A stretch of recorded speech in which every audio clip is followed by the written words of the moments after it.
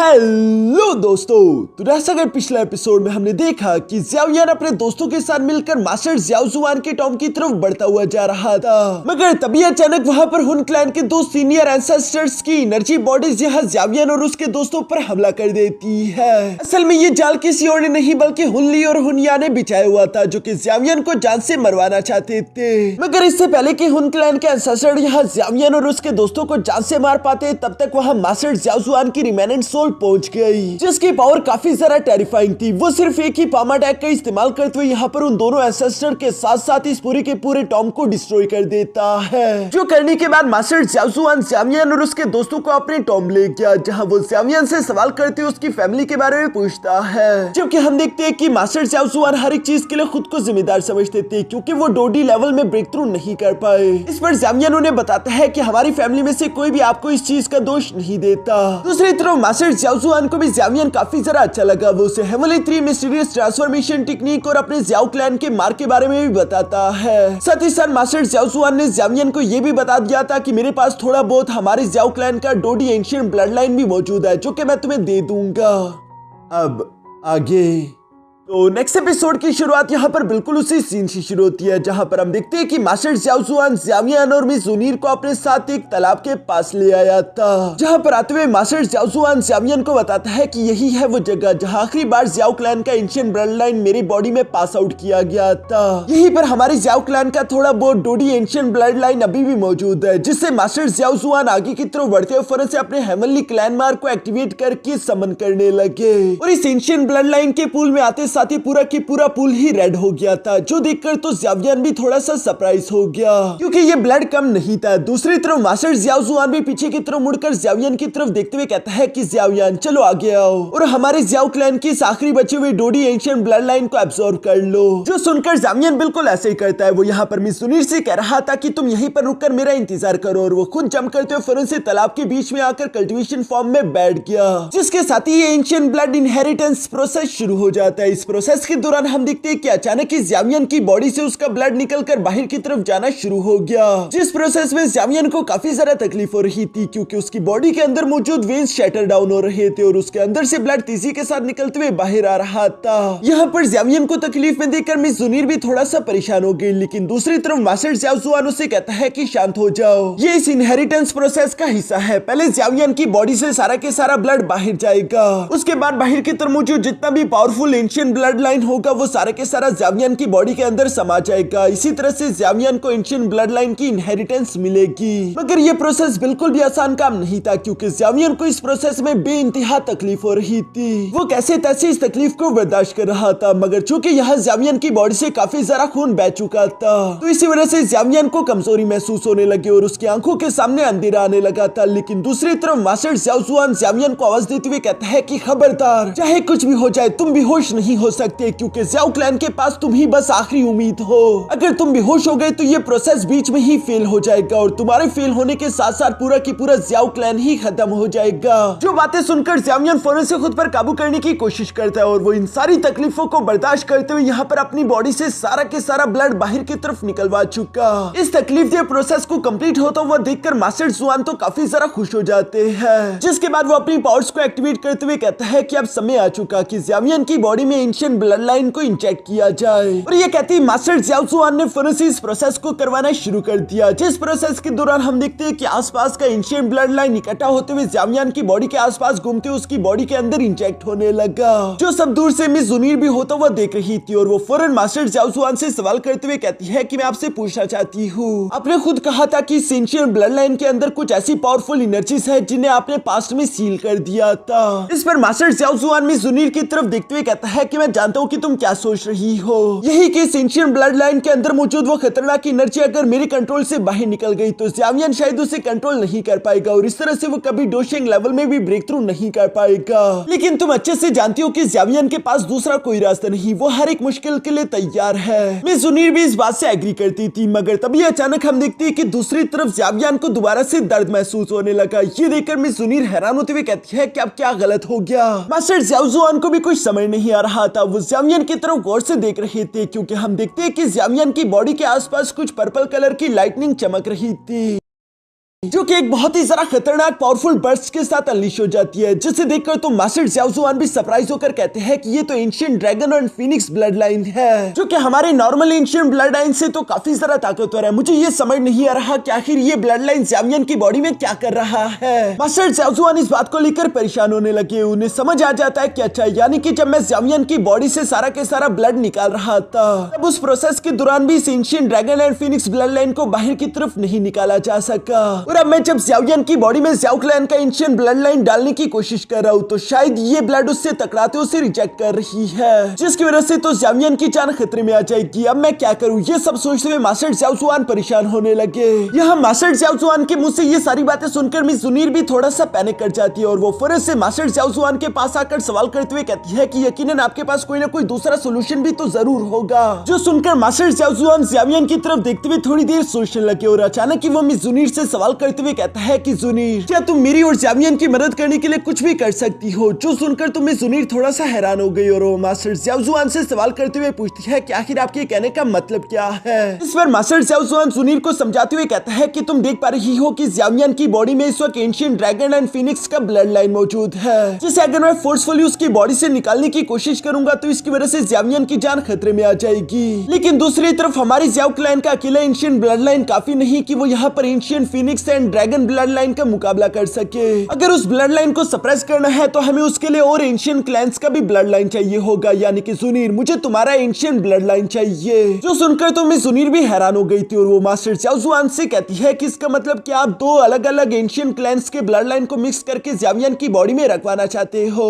इस पर मास्टर ज़्याओ जुआन जवाब देते हुए कहते हैं कि हाँ, सिर्फ यही तरीका है ancient dragon and Phoenix blood line को सप्रेस करवाने का, और ऐसा करने के बाद ज़्यावियन की पावर पहले से भी ज्यादा इंक्रीज कर जाएगी। यहाँ पर ज़्यावियन को बचाने के लिए हम देखते हैं कि मिस जुनीर फौरन से एग्री हो जाती है और वो मास्टर ज़्याओ जुआन से कहती है कि अगर यही मामला है तो फिर तो आप जो कहोगे मैं वो करने के लिए तैयार हूँ। जो सुनकर तो मास्टर ज़्याओ जुआन भी खुश हो गई। वो मिस जुनीर से कहती है कि मैं, ज़्यावियन और पूरा की पूरा ज़्याओ क्लैन हमेशा तुम्हारा एहसानमंद रहेगा और मैं तुम्हारा इसके लिए शुक्रिया भी अदा करता हूँ। जिस पर मिस जुनीर जवाब देते हुए कहती है कि शुक्रिया की कोई जरूरत नहीं, क्योंकि आप अच्छे से जानते हैं कि अगर ये ज़्यावियन के लिए ना होता तो मैं कभी भी इस बात के लिए एग्री नहीं होने वाली थी। ये कहते साथ ही जुनीर ने फौरन से अपने हाथ पर कट लगा दिया था, जहाँ पर हम देखते हैं कि वो अपना डिवाइन एंशिएंट ब्लड लाइन निकालते हुए यहाँ पानी में मिलाने लगी, जो कि सिर्फ कुछ ही सेकंड्स के अंदर इस पूरे के पूरे तालाब में फैल गया था। इसके बाद हम देखते हैं कि मास्टर ज़्याओ जुआन यहाँ पर ancient dragon and Phoenix blood line को सप्रेस करने के लिए फौरन से उस एंशिएंट डिवाइन ब्लड लाइन का इस्तेमाल करने लगा, और चूंकि यहाँ पर दो अलग अलग क्लैन के एंशिएंट ब्लड लाइन्स मौजूद थे तो इसी वजह से मास्टर ज़्याओ जुआन ancient dragon and Phoenix blood line को सप्रेस करने में कामयाब हो पाया। जबकि साथ ही साथ हम देखते हैं कि अब ज़्यावियन की बॉडी में ज़्याओ क्लैन के एंशिएंट ब्लड लाइन के साथ साथ गू क्लैन का एंशिएंट ब्लड लाइन भी इंटर होने लगा था, जिस वजह से ज़्यावियन को काफी ज्यादा तकलीफ हो रही थी। ज़्यावियन की बॉडी के अंदर मौजूद हर एक चीज टूटकर दोबारा से रिप्लेस हो रही है। ऐसा लग रहा था जैसे कि उसकी हर एक हड्डी चकनाचूर हो रही हो, उसका हर एक मसल टूटकर दोबारा से रीजनरेट हो रहा हो। ज़्यावियन को इस प्रोसेस में बहुत ही ज्यादा तकलीफ हो रही थी और वो दर्द से जोरों के साथ चिल्ला रहा था। एक टाइम के लिए तो ये तकलीफ ज़्यावियन के वश से बाहर निकल चुकी थी और इसी तकलीफ के साथ चिल्लाते हुए ज़्यावियन अचानक से बेहोश होने की कगार पर पहुंच गया, जो देखकर तो मिस जुनीर और मास्टर ज़्याओ जुआन दोनों ही ज़्यावियन के लिए काफी ज्यादा परेशान हो गए थे। लेकिन दूसरी तरफ ज़्यावियन को अपने सामने अपना डैड दिखाई देता है, जो कि ज़्यावियन को तकलीफ में देखकर परेशान दिखाई दे रहे थे। इसलिए ज़्यावियन उनसे कहता है कि फादर, क्या अभी भी आप मेरे लिए परेशान हो रहे हो? आप फिक्र ना करें, क्योंकि ये तकलीफ उस तकलीफ से ज्यादा नहीं जो तकलीफ मैंने आपको खोने के बाद महसूस करी है, और ये तकलीफ उससे ज्यादा तो बिल्कुल भी नहीं हो सकती जो कि मुझे ज़्याओ क्लैन के डिक्लाइन होने पर हर दिन महसूस होती है। ज़्याओ क्लैन की रिस्पॉन्सिबिलिटी अब मेरे कंधों पर है और आपका ये बच्चा उस रिस्पॉन्सिबिलिटी को निभाने के लिए किसी भी तकलीफ से गुजरने के लिए पूरी तरीके से तैयार है। जो कहती है ज़्यावियन गुस्से के साथ जोरों से चिल्लाता है और यहाँ पर उसकी बॉडी से काफी ज्यादा खतरनाक एनर्जी अनलीश होने लगी। साथ ही साथ हम देखते हैं कि आसपास की गोल्डन एनर्जी यहाँ ज़्यावियन की बॉडी के अंदर मौजूद जाते हुए उसके डीएनए को दोबारा से पूरी तरीके से रिपेयर करके रिप्लेस कर देती है, जिसका मतलब यही बनता है कि ये प्रोसेस कंप्लीटली सक्सेसफुल हो गया और इसी वजह से ज़्यावियन की बॉडी हवा में फ्लोट करने लगी थी और लगातार वो आसपास की एनर्जी को एब्सॉर्ब करता जा रहा था। यहाँ ज़्यावियन की कामयाबी को उसका फादर भी महसूस कर लेता है, जो कि कहीं दूर बंधा हुआ था, और अचानक से हम देखते हैं कि उनके चेहरे पर भी स्माइल आ चुकी थी। जबकि दूसरी तरफ ज़्यावियन को सक्सेसफुल होता हुआ देखकर मिस जुनीर भी मास्टर ज़्याओ जुआन से कहती है कि मास्टर ज़्याओ जुआन, मैं ज़्यावियन को बस सिर्फ इतना ही एंशिएंट डिवाइन ब्लड लाइन दे सकती थी, क्योंकि अगर मैंने इससे ज्यादा एंशिएंट ब्लड लाइन उसे देने की कोशिश करी तो मेरी क्लैन वालों को उसके बारे में मालूम हो जाएगा और इससे ज़्यावियन की जान खतरे में आ जाएगी। जिस पर तो मास्टर ज़ियाओ जुआन सुनीर का शुक्रिया अदा करते हुए कहता है कि हाँ, इतना एंशिएंट ब्लड लाइन काफी होगा। अब ज़ियाओयान को हमारे ज़ियाओ क्लैन का बाकी का एंशिएंट ब्लड लाइन एब्सॉर्ब करना है, जो करने में ज़ियाओयान को थोड़ा सा समय लगेगा। क्यों ना तब तक तुम भी ज़ियाओयान के साथ यहीं पर रुककर अपनी कल्टीवेशन प्रैक्टिस करो। जो सुनकर मिस जुनीर मास्टर ज़ियाओ जुआन का शुक्रिया अदा करती है। इसके बाद नेक्स्ट सीन में हम लोगों को बाहर की तरफ यहाँ मिस जुनीर का फादर भी देखने को मिलता है, जो कि मिस जुनीर को याद कर रहा था और वो कह रहा था कि पता नहीं मेरी बेटी हेवनली टॉम में कैसा कर रही होगी। साथ ही सर वो अपने मन में धीमे से कहते हैं कि ज़ियाओ जुआन, मेरी बेटी को नुकसान पहुंचाने की हिम्मत भी मत करना। इसके बाद हम लोगों को एक साल बाद के हेवनली टॉम का सीन दिखाया जाता है, जहां पर हम देखते हैं कि ज़ियाओयान का लेवल ब्रेक थ्रू होने वाला था, जो देखकर तो मिस जुनीर भी काफी ज्यादा खुश हो गई। मगर इस वक्त मौजूद ज़ियाओयान की बॉडी के अंदर मौजूद एनर्जी का प्रेशर काफी ज्यादा खतरनाक था, जो कि स्पेस तक को चीर रहा है। ऐसा लग रहा था कि ज़ियाओयान डायरेक्टली डोजुन के 9 स्टार में ब्रेक थ्रू कर जाएगा, जो कि वैसे ज़ियाओयान के लिए अच्छा नहीं था। मिस जुनीर परेशान होते हुए कह रही थी कि ज़ियाओयान अगर इतनी जल्दी बड़े लेवल में ब्रेक थ्रू कर गया तो इसकी वजह से ज़ियाओयान हमेशा हमेशा के लिए उस लेवल पर स्टक होकर रह जाएगा। लेकिन दूसरी तरफ मास्टर ज़ियाओ जुआन मिस जुनीर को समझाते हुए कहते हैं कि तुम फिक्र मत करो। हाँ, बेशक ज़ियाओयान की बॉडी में इस वक्त एनर्जी का सर्ज बहुत ही ज्यादा हाई है, लेकिन मैं अच्छे से जानता हूँ कि ज़ियाओयान हार नहीं मानता और वो अपनी विल पावर्स का इस्तेमाल करते हुए यकीनन इस एनर्जी को सप्रेस कर देगा। जो बात बिल्कुल सही भी थी, क्योंकि हम देखते हैं कि ज़ियाओयान ने धीरे धीरे करके उस एनर्जी को स्टेबल करते हुए सप्रेस करना शुरू कर दिया था और यहाँ पर आखिरकार हम देखते हैं कि ज़ियाओयान का लेवल ब्रेक थ्रू हो गया, जो देखकर मास्टर ज़ियाओ जुआन मुस्कुराते हुए कहते हैं कि डोजुन का 8 स्टार ये ज्यादा बुरा नहीं है, ज़ियाओयान इस एनर्जी को कंट्रोल कर पाएगा। दूसरी तरफ हम देखते हैं कि अपना लेवल ब्रेक थ्रू करने के बाद ज़ियाओयान भी होश में आते हुए खुश होकर फन से जंप करते हुए जुनीर और मास्टर ज़ियाओ जुआन के पास आ गया, जहां पर ज़ियाओयान मास्टर ज़ियाओ जुआन से कह रहा था कि आपकी डिसेंडेंट ने आपको निराश नहीं किया। दूसरी तरफ जुनीर भी ज़ियाओयान को कांग्रेचुलेशन बोल रही थी। इसके बाद हम देखते हैं कि मास्टर ज़ियाओ जुआन ज़ियाओयान से कहता है कि ज़ियाओयान, मैंने तुम्हारे दिल की गहराई में एक न्यू ब्लड लाइन का बीज बो दिया है, जिसे तुम्हें हर हाल में प्रोटेक्ट करना होगा, क्योंकि जब तुम डोडी लेवल में ब्रेक थ्रू करना चाहोगे तो ये तुम्हारी काफी ज्यादा मदद कर सकता है। जिस पर तो ज़ियाओयान भी हमें सर हिलाते हुए कहता है कि ठीक है, मैं सब समझ गया। इसके बाद हम देखते हैं कि मास्टर ज़ियाओ जुआन ने यहाँ पर ज़ियाओयान को हेवनली 3 में सीरियस चेंज ट्रांसफॉर्मेशन टेक्निक का आखिरी पार्ट भी देना शुरू कर दिया था, जिसे देते हुए मास्टर ज़ियाओ जुआन ज़ियाओयान से कहते हैं कि इसे अच्छे से कल्टीवेट कर लो, क्योंकि इसका इस्तेमाल करते हुए और एंशिएंट ब्लड लाइन का इस्तेमाल करते हुए तुम अपने क्लैन पैटर्न के फुल पावर का इस्तेमाल कर पाओगे। जो सब कहने के बाद मास्टर ज़ियाओ जुआन यहाँ से जाते हुए कहता है कि मेरा काम पूरा हुआ, मैं तुम्हारे रास्ते में रुकावट नहीं बनूंगा, तुम कल्टीवेशन प्रैक्टिस करते हुए जल्द से जल्द अपनी कल्टीवेशन को इंप्रूव करो। सुनकर ज़ियाओयान और सुनीर दोनों ही बिल्कुल ऐसे ही करते हैं। इसके बाद हम लोगों को कुछ महीने बाद का सीन देखने को मिला, जहां ज़ियाओयान ने अब तक heavenly change 3 mysterious transformation technique को मास्टर कर लिया था और वो अपने एंशिएंट ब्लड लाइन के साथ उसकी पावर्स को कंबाइन करते हुए यहाँ अपने क्लैन मार्क को फुली एक्टिवेट करने की कोशिश कर रहा था, जो महसूस करके मास्टर ज़ियाओ जुआन भी फन से यहाँ पर पहुंच जाते और वो ये देखकर काफी सारा सरप्राइज हो गए थे कि ज़ियाओयान ने सिर्फ कुछ ही महीने की कल्टीवेशन के अंदर अपने ज़ियाओ क्लैन के मार्क के 8 स्ट्रोक्स को बनाना सीख लिया, जो कि काफी बड़ी बात थी। इसलिए वो ज़ियाओयान से इंप्रेस होते हुए कह रहे थे कि इस लड़के की कल्टीवेशन स्पीड तो वाकई में कमाल की है। मगर दूसरी तरफ ज़ियाओयान रुकता नहीं, बल्कि हम देखते हैं कि अचानक से उसने आसपास और भी ज्यादा एनर्जी इकट्ठा करना शुरू कर दी थी, जो कि ज़ियाओयान के आसपास तेजी के साथ घूम रही है। ये देखकर तो मास्टर ज़ियाओ जुआन थोड़े से हैरान हो गए और वो हैरान होते हुए कहते हैं कि आखिर ये ज़ियाओयान करना क्या चाहता है, क्या सच में इसे लगता है कि ये हमारे क्लैन मार्क के 9 स्ट्रोक को इतनी जल्दी बना सकता है। यहाँ मास्टर ज़ियाओ जुआन जब ये सवाल कर ही रहे थे, तभी अचानक हम देखते हैं कि दूसरी तरफ ज़ियाओयान ने कुछ ही देर की कोशिश के बाद आखिरकार अपने क्लैन मार्क के 9 स्ट्रोक को भी कंप्लीट कर दिया, जो देखकर तो मास्टर ज़ियाओ जुआन ज़ियाओयान से पूरी तरीके से इंप्रेस हो चुके थे और वो मुस्कुराते हुए कहते हैं कि ये लड़का हर बारी मुझे सरप्राइज कर देता है, इस लड़के के साथ रहना तो हर एक दिन ही सरप्राइजिंग होगा। जिस पर मिस जुनीर जवाब देते हुए कहती है कि हाँ, ज़ियाओयान बचपन से बिल्कुल ऐसा टैलेंटेड है। दूसरी तरफ ज़ियाओयान भी अपनी क्लैन मार्क की प्रैक्टिस करने के बाद तेजी से मूव करते हुए फन से यहाँ मास्टर ज़ियाओ जुआन के सामने आ जाता है, जहाँ पर वो उनका शुक्रिया अदा करते हुए कह रहा था कि मास्टर, ये टेक्निक मुझे देने के लिए आपका बहुत बहुत शुक्रिया। Complete heavenly 3 mysterious change transformation technique को प्रैक्टिस करने की वजह से मैं अब आसानी के साथ अपने क्लैन मार्क को एक्टिवेट कर सकता हूँ। जिस पर मास्टर ज़ियाओ जुआन ज़ियाओयान को बताता है कि एक दिन ऐसा जरूर आएगा जब तुम क्लैन मार्क को पूरी तरीके से परफेक्ट कर लोगे, उसके बाद तो तुम्हें heavenly 3 mysterious change transformation technique को एक्टिवेट करने की जरूरत ही नहीं पड़ेगी, क्योंकि इस दुनिया की सबसे ज्यादा पावरफुल सीक्रेट टेक्निक कोई और नहीं बल्कि क्लैन मार्क ही होता है। ये सब कहते हुए अचानक से मास्टर ज़ियाओ जुआन ने यहाँ पर ज़ियाओयान की रिंग में कुछ अजीब महसूस किया, इसलिए वो फौरन उसे बाहर की तरफ निकाल लेते हैं। जो देखकर तो ज़ियाओयान भी हैरान होते हुए मास्टर ज़ियाओ जुआन से सवाल करके पूछता है कि क्या हुआ एंसेस्टर, क्या कुछ गड़बड़ है। दूसरी तरफ मास्टर ज़ियाओ जुआन उस इंसेक्ट को देखते हुए बताते हैं कि ये तो एंशिएंट डिवोरिंग इंसेक्ट्स की क्वीन है, जो कि कम से कम बानशिंग लेवल की एग्जिस्टेंस के बराबर होगी। ये सुनकर तो ज़ियाओयान शॉक हो गया था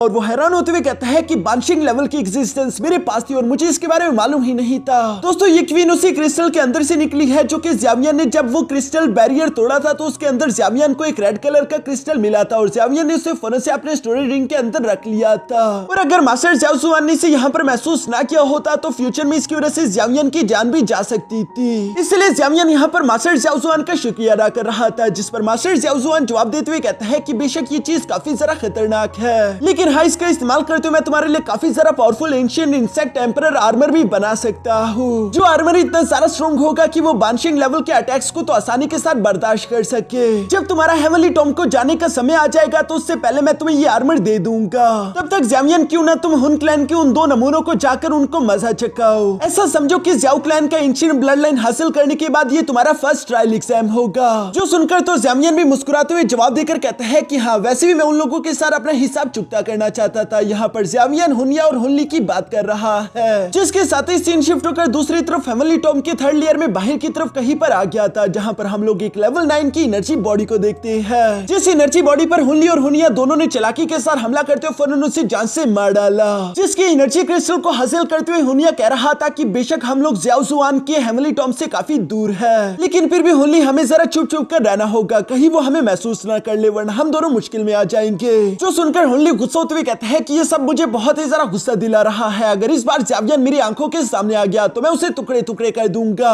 अगली बार मैं ज़ियाओयान को बिल्कुल नहीं छोड़ने वाला। यहाँ पर हुनली अब ये सब कह ही रहा था, तभी अचानक ऊपर से किसी की आवाज सुनाई दी, जो कि हुनली से कह रहा था कि आखिर अगली बारी का इंतजार क्यों करो, अभी ही हम लोग अपना हिसाब क्यों न चुकता कर ले। जो कहते साथ ही अचानक हम देखते हैं कि हवा में एक बहुत बड़ा space time crack portal open हो जाता है, जिसके अंदर से ज़ियाओयान और मिज़ुनीर निकलते हुए बाहर आ गए। यहाँ पर ज़ियाओयान और मिज़ुनीर को अचानक से देखकर हुनली और हुनिया के पास तो कोई भी प्लान नहीं था, इसलिए ये दोनों फौरन वहां से भागने की कोशिश करते हैं, मगर ज़ियाओयान इन्हें भागता हुआ देखकर कहता है कि इतनी भी जल्दी भागने की क्या है, और ये कहती वो तेजी के साथ मूव करते हुए फौरन इन लोगों के सामने आ गया। जो देखकर हुनली अपने वेपन्स का इस्तेमाल करते हुए ज़ियाओयान पर अटैक करने की कोशिश करता है, मगर दूसरी तरफ हम देखते हैं कि ज़ियाओयान ने काफी कूल तरीके से सिर्फ एक ही हाथ का इस्तेमाल करते हुए उस वेपन अटैक को रोक दिया था। जो अटैक वैसे तो काफी ज्यादा पावरफुल था, लेकिन ज़ियाओयान के सामने अब ये कुछ नहीं। ज़ियाओयान भी मुस्कुराते हुए हुनली से कहता है कि 2 साल की कल्टीवेशन करने के बावजूद भी तुमने तो जरा सा भी इंप्रूवमेंट नहीं किया, ये तो काफी ज्यादा डिसअपॉइंटिंग है। जो सुनकर हुनली अपने दूसरे वेपन से ज़ियाओयान पर हमला करने की कोशिश करता है, जिसे तो ज़ियाओयान ने सिर्फ एक ही पंच में डिस्ट्रॉय कर दिया। साथ ही साथ ज़ियाओयान का वो पंच सीधा जाते हुए हुनली की बॉडी से भी टकरा जाता है, और ज़ियाओयान की इस पंच का अटैक इतना ज्यादा खतरनाक था कि हुनली सीधा उड़ते हुए जमीन से जा लगा, जहाँ जिस अटैक की वजह से हुनली के अंदर के ऑर्गन पूरी तरीके से शैटर हो चुके थे, और वो यहाँ पर अपनी आखिरी सांसें लेते हुए कहता है कि ये इम्पॉसिबल है, तुम इतनी जल्दी 8 स्टार डोज़ुन लेवल पर कैसे पहुंच गए, और इसी के साथ हुनली की वहीं पर मौत हो गई। जो देखकर तो ज़ियाओयान मुस्कुरा रहा था। दूसरी तरफ हुनिया ये सब देखते हुए कहता है कि फिक्र मत करो हुनली, मैं बाद में तुम्हारा बदला जरूर लूंगा। ये सब कहते हुए वो दुम दबाकर यहाँ से भागना चाहता था, लेकिन ज़ियाओयान उसे भी भागने नहीं देता, और वो तेजी के साथ मूव करते हुए फौरन से हुनिया के सामने आकर खड़ा हो गया,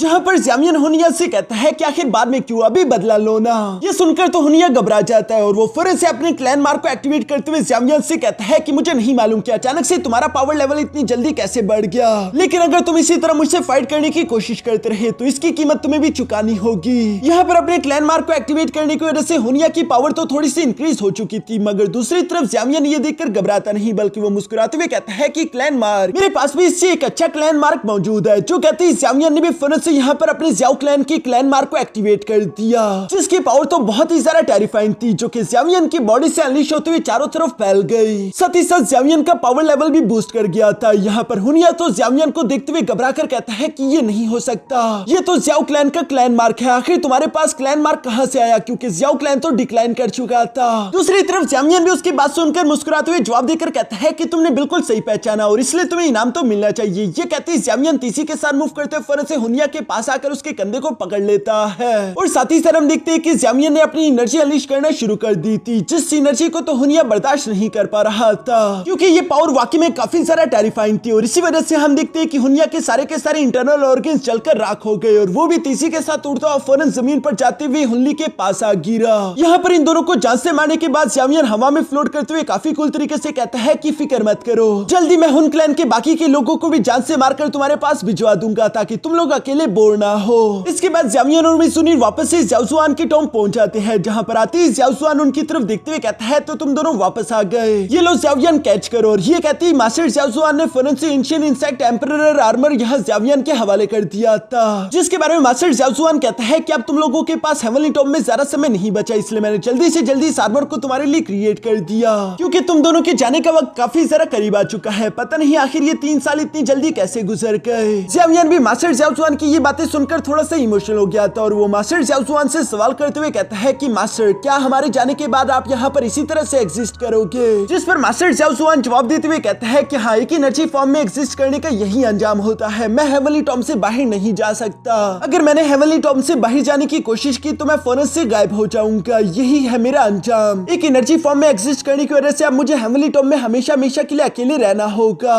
जो सुनकर तो ज़ावियन मास्टर ज़्याओजुआन से सवाल करते हुए कहता है कि ऐसा मत कहिए एंसेस्टर, कोई ना कोई रास्ता तो होगा आपको दोबारा से जिंदा करने का। जिस पर मास्टर ज़्याओजुआन मुस्कुराते हुए कहता है कि तुम इस तरह की बातें इसलिए कर रहे हो क्योंकि तुम एक एल्केमिस्ट हो, वैसे भी इस दुनिया में लेवल 6 की पिल्स का इस्तेमाल करते उन लोगों को बचाया जा सकता है जो कि मौत की कगार पर पहुंच चुके हो, लेकिन ये काम मेरे लिए नहीं हो सकता क्योंकि एक तो मैं सिर्फ रिमेनेंट सोल रह चुका हूँ और दूसरी बात यह कि मैं कई हजारों साल पहले मर चुका था। मैंने हेवनली टॉम के अंदर रहते हुए यह अकेलापन सिर्फ इसलिए नहीं सहा ताकि मुझे दोबारा से जिंदा किया जा सके, बल्कि मैंने यह अकेलापन इसलिए बर्दाश्त किया ताकि एक दिन मैं अपने ज़्याओ क्लैन के एंशिएंट ब्लड लाइन को दोबारा से किसी को पास आउट करके अपने ज़्याओ क्लैन को रिस्टोर कर सकूं, क्योंकि मैं नहीं चाहता कि ज़्याओ क्लैन भी मेरी तरह हमेशा हमेशा के लिए दफन हो जाए। यहाँ पर ये सारी बातें सुनकर ज़ावियन तो काफी बुरा महसूस कर रहा था, इसलिए मास्टर ज़्याओजुआन ज़ावियन के पास आते हुए कहता है कि इस तरह से मुंह मत लटकाओ, अगर तुम्हें मेरे लिए इतना ही बुरा लग रहा है तो अपने कल्टीवेशन पर ध्यान देते हुए अपनी पूरी जान लगा दो ताकि तुम किसी न किसी दिन डोडी लेवल में ब्रेक थ्रू कर सको, शायद उस दिन तुम्हें मुझे जिंदा करने का कोई रास्ता भी मिल जाए। ये सारी बातें सुनकर ज़ावियन मास्टर ज़्याओजुआन से वादा करते हुए कहता है कि फिक्र ना करे, अगली बार जब मैं यहाँ पर आऊंगा तो मैं वादा करता हूँ कि उस बार मैं डोशिंग लेवल पर हूँगा। जो सुनकर मास्टर ज़्याओजुआन भी जवाब देते हुए कहते हैं कि हाँ, मुझे तुम पर पूरा यकीन है। इसी के साथ हम देखते हैं कि ज़ावियन और मिज़ुनीर की बॉडी ने चमकना शुरू कर दिया था, यानी कि इन दोनों का हेवनली टॉम के अंदर समय पूरा हो चुका है, इसलिए मास्टर ज़्याओजुआन इन दोनों से अलविदा कहने लगे। दूसरी तरफ ज़ुनीर और ज़ावियन भी यहाँ मास्टर ज़्याओजुआन को रिस्पेक्ट पेश करते हुए कहते हैं कि ठीक है एंसेस्टर, अपना ख्याल रखना। जो कहते साथ ही ये दोनों वहां से गायब हो जाते हैं। इन दोनों के जाने पर मास्टर ज़्याओजुआन काफी ज्यादा दुखी दिखाई दे रहे थे। वो अपने थ्रोन पर जाकर बैठते हुए कहते हैं कि कितना सारा सन्नाटा हो गया, यानी कि मास्टर ज़्याओजुआन को ज़ुनीर और ज़ावियन का साथ यहाँ पर अच्छा महसूस हो रहा था। और इसी सीन के साथ हमारा ये एपिसोड यहीं पर खत्म हो जाता है।